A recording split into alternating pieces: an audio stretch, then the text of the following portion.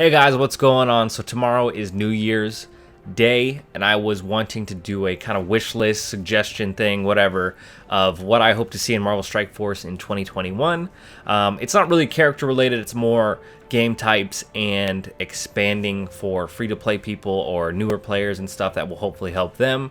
But there is a little bit of some characters that I want to mention that I hope get a rework, so let's start with them.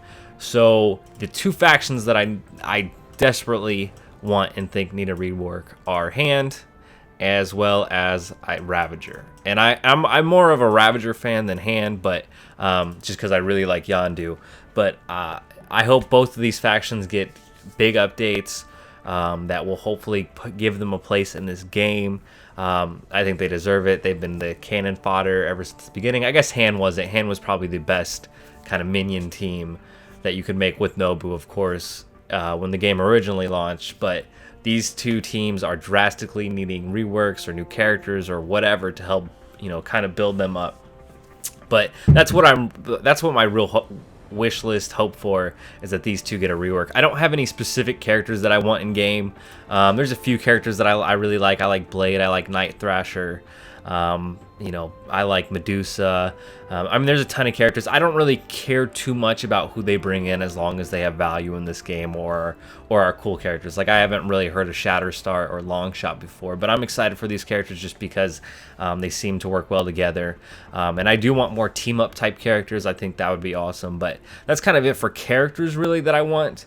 But I kind of want to expand on other topics and ideas. So, back in October, we had Anti-Venom, Scream, and She-Hulk come to the game, and that's a huge problem for new players, even for people who have been playing for 1,000 days, because essentially that's 3 bio characters that you have to level up in a month, and they want you to level them up. I at least think they would want you to level them up. But the problem is that that causes a huge shortage with bio characters. So what I think they should do when you have trait heavy months, when I say traits I mean Mystic, Mutant, Skill, Bio, and Tech.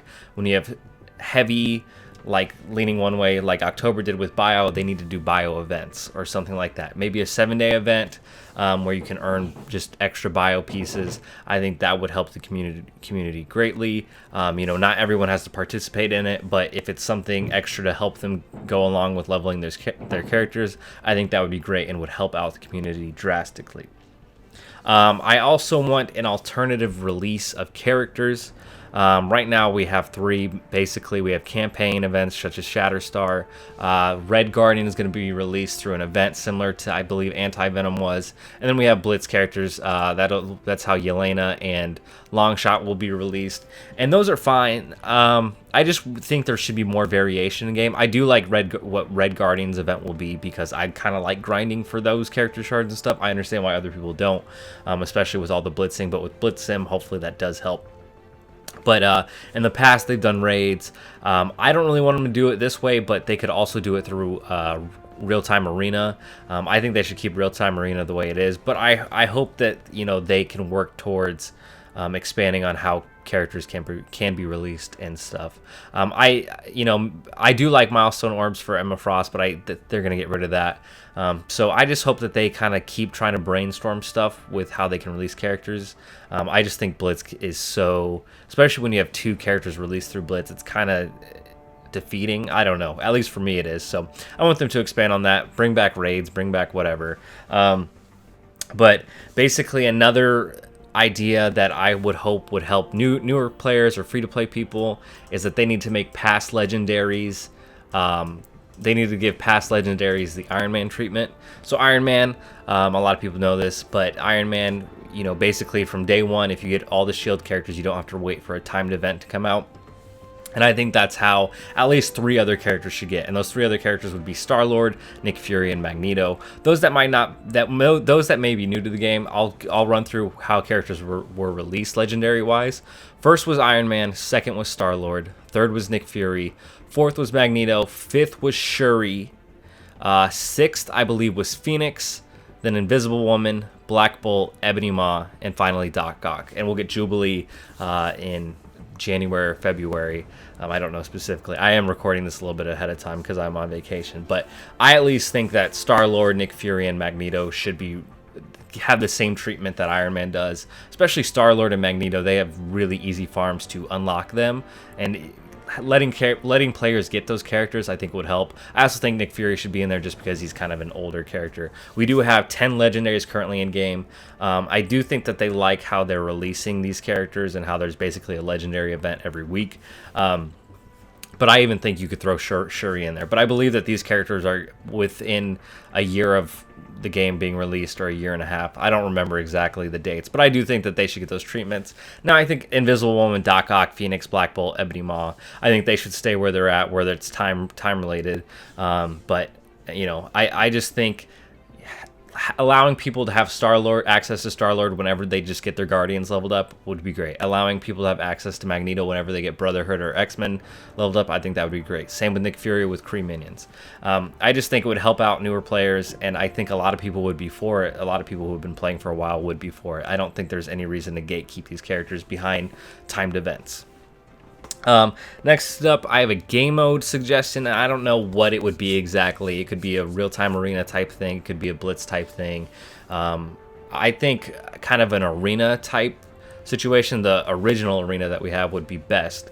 But basically, if you come into all these characters and stuff, you can see that there is certain restrictions for abilities and stuff. So for Symbiote Spider-Man in Raids in Dark Dimensions, when a negative effect is applied to an enemy, he'll self, basically the whole rundown of that stuff.